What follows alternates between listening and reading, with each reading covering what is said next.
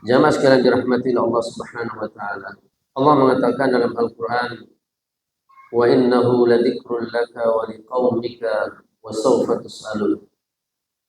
Sesungguhnya Al-Qur'an itu adalah dzikrun laka, kemuliaan bagi kamu wahai Muhammad, wa liqaumika dan bagi kaummu umatmu, wa sawfa tus'alun dan pasti kalian akan ditanya, diminta pertanggungjawaban tentang Al-Qur'an.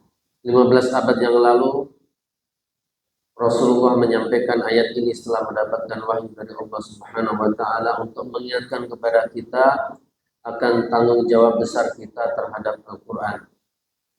Dan Rasulullah sallallahu alaihi wasallam, nabi kita yang sangat perhatian kepada umatnya. Laqad ja'akum rasulun min anfusikum 'azizun 'alaihi ma 'anittum harisun 'alaikum bil mu'minina raufur rahim. Sungguh telah datang kepada kalian seorang rasul yang terasa berat baginya penderitaan yang kalian alami, sebagai bentuk perhatian Rasulullah SAW kepada umatnya. Harisun alaikum, sangat berkeinginan akan kebaikan kalian, kebaikan umat. Bil mu'minina raufur rahim, dan kepada orang-orang beriman pengasih dan penyayang. Sehingga begitu sayang dan perhatiannya Nabi kepada umatnya. Nabi ketika mendapatkan ada sebagian umatnya yang tidak beriman, maka Nabi bersedih. Dan kesedihan Rasulullah itu seolah-olah membinasakan dirinya. Jadi kesedihan yang luar biasa. Biasa orang yang punya perhatian kepada orang lain, kepada yang dikasihi, kepada yang disayangi, ketika melakukan sesuatu yang tidak sesuai dengan keinginan dia, sangat bersedih. Rasulullah bersedih ketika mendapatkan sebagian umatnya tidak beriman. Sampai-sampai Allah tegur dalam Al-Quran, "Laqad ja'akum min anfusikum 'azizun 'alaihi ma 'anittum harisun 'alaikum bil mu'minina raufur rahim."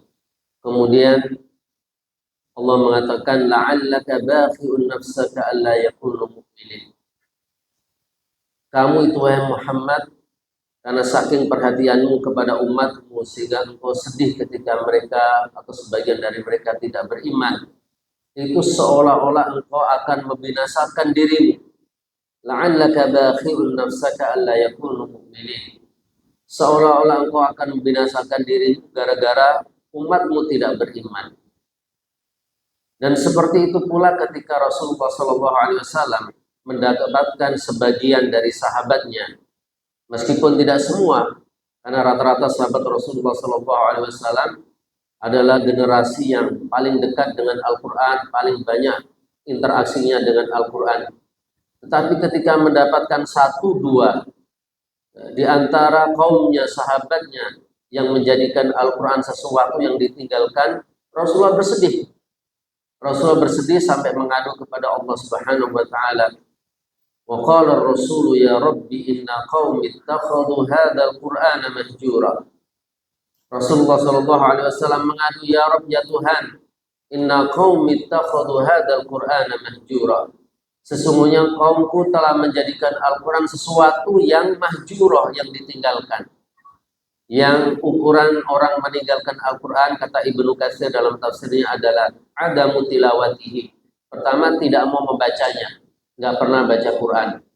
Menjadikan Al-Quran sesuatu yang dilalaikan, dilupakan, tidak disentuh fisiknya ataupun bacaannya.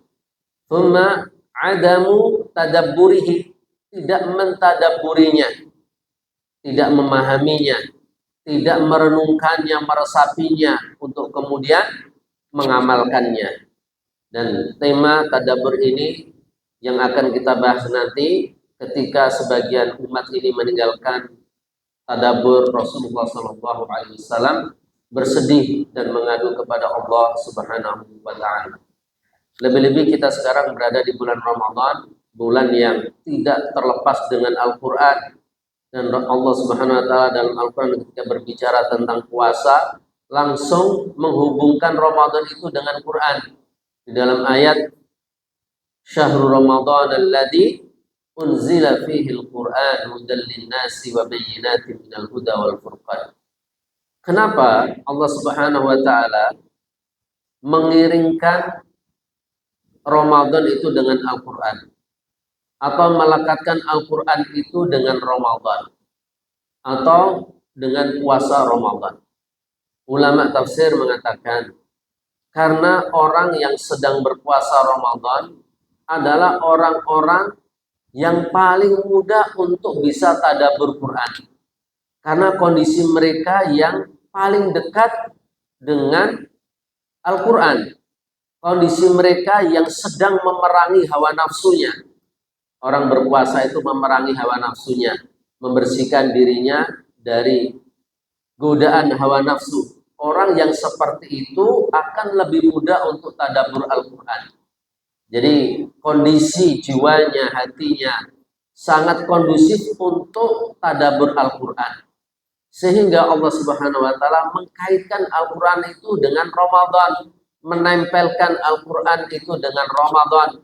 Dan banyak ulama kemudian menyebut bulan Ramadan adalah bulan Al-Quran.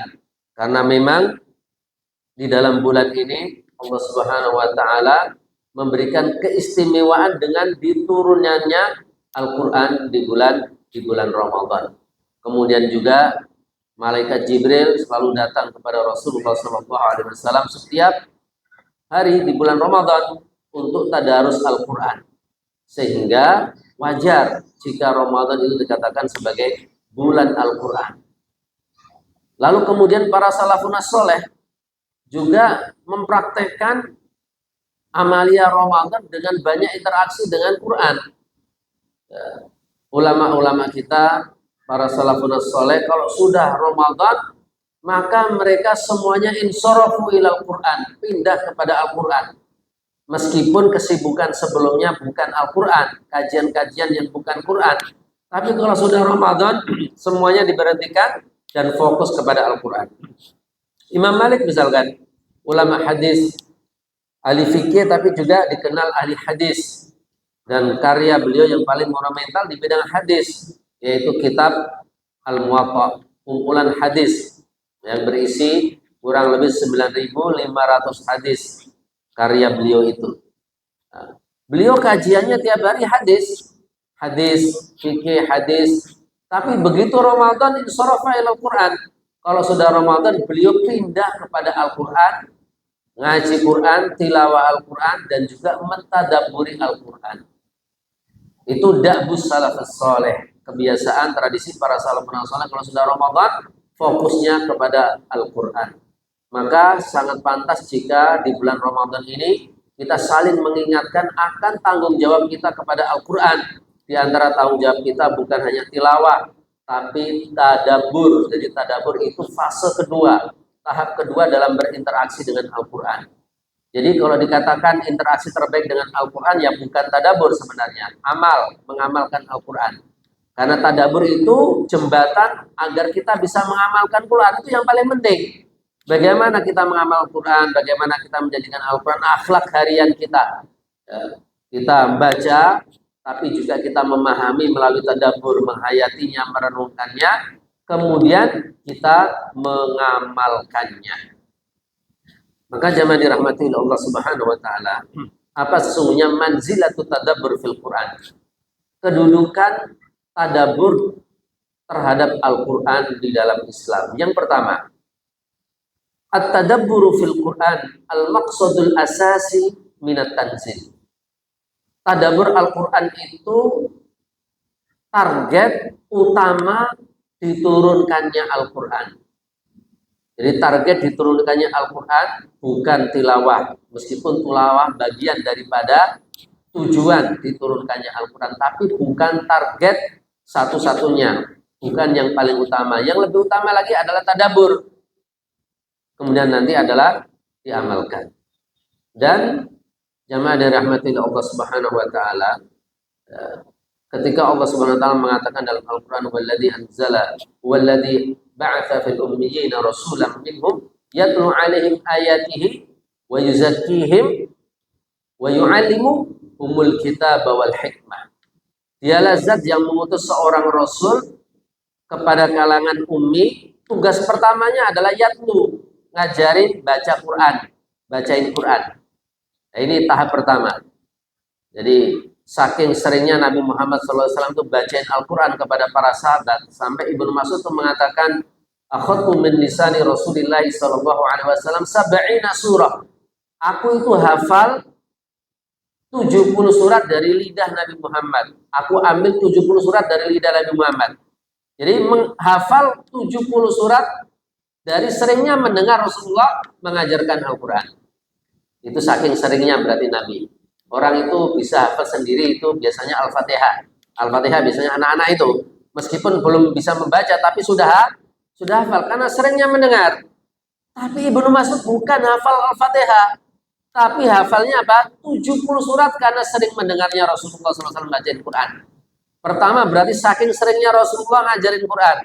Kedua, saking kuatnya hafalan para sahabat Rasulullah SAW. Gimana? Sering apapun orang dibacain Quran, susah untuk bisa hafal 70 surat. Berarti luar biasa para sahabat Rasul, diantaranya Ibnu Mas'ud itu bisa hafal dengan mendengarkan dari Rasulullah SAW 70 surat. 70 surat itu bukan surat pendek cuma juz amma. Itu pasti surat-surat panjang. Wa yu'allimuhumul kitab, dan mengajarkan kepada mereka Alkitab. Alkitab itu Al-Quran. Nah, di sini tadabur, tahap tadabur itu. Tahap tadabur itu. Jadi Rasul mengajarkan Al-Quran, mengajarkan tafsirnya, lalu kemudian ditadaburi, direnungkan maknanya. Jadi tafsir sama tadabur beda. Jadi tafsir dulu baru tadabur. Tadabur itu harus dibangun di atas tafsir. Tafsir itu penjelasan makna ayat. Penjelasan makna ayat. Adapun tadabur itu renungan terhadap makna itu. Ya. Orang tidak akan bisa sampai menuju kepada pengamalan Al-Quran kalau tidak difahami melalui tafsir. Ya. Kemudian ditadaburi, dihayati, diresapi, direnungkan. Ya, dengan penuh ketundukan dan kekhusyuan sehingga melahirkan pengamalan terhadap Al-Quran. Dan karena kurikulum ini, maka orang-orang Arab yang tadinya berperadaban jahiliyah menjadi berperadaban Islam. Sehingga dalam ayat itu dikatakan di akhirnya, wa in kanu min qablu lafi dhalalin mubin. Dan sebelumnya mereka itu berada dalam kesesatan yang nyata. Jadi orang-orang Arab dalam kesesatan yang nyata sebelumnya. Sebelum diajarkan baca Quran, sebelum diajarkan tadabbur Quran, mereka berada di dalam kesesatan yang nyata. Jahiliyah, menyembah berhala. Menyembah berhala, tidak ada orang yang lebih jahiliyah daripada orang yang menyembah batu. Sesuatu yang tidak bisa memberikan apapun, benda mati. Belum lagi tradisi wa'dul banat. Wa'dul banat itu apa? Mengubur hidup-hidup bayi perempuan. Minum khamar itu tradisi para sahabat sebelum Islam. Dan di awal-awal Islam pun masih ke bawah tradisi itu. Sehingga di awal Islam belum diharamkan minum khamar. Khamar itu minuman gandrungnya orang Arab, minuman seleranya mereka. Tidak lengkap sebuah momen kalau belum dihidangkan minuman khamar. Istilahnya seperti itu. Jadi makan nggak makan, minumannya, atau makanan apapun minumannya khamar. Itu minuman gandrung dan seleranya orang-orang Arab saat itu. Jadi begitu jahiliyah mereka. Minuman seleranya adalah minuman yang memabukkan. Belum lagi judi. Sampai pamannya Nabi Abbas itu bandarnya judi. Bandarnya judi di kalangan orang-orang Quraisy saat itu. Kemudian turun ayat yang mengharamkan judi. Mengharamkan riba, mohon maaf, bandarnya riba itu. Abbas bin Abdul Muthalib itu bandarnya riba. Kemudian perjudian, perzinaan, luar biasa jahilanya orang Arab sebelum Islam, sebelum diterapkan kurikulum Al-Quran, yaitu membaca Al-Quran dan mentadabburi Al-Quran. Mereka di dalam kesesatan yang nyata.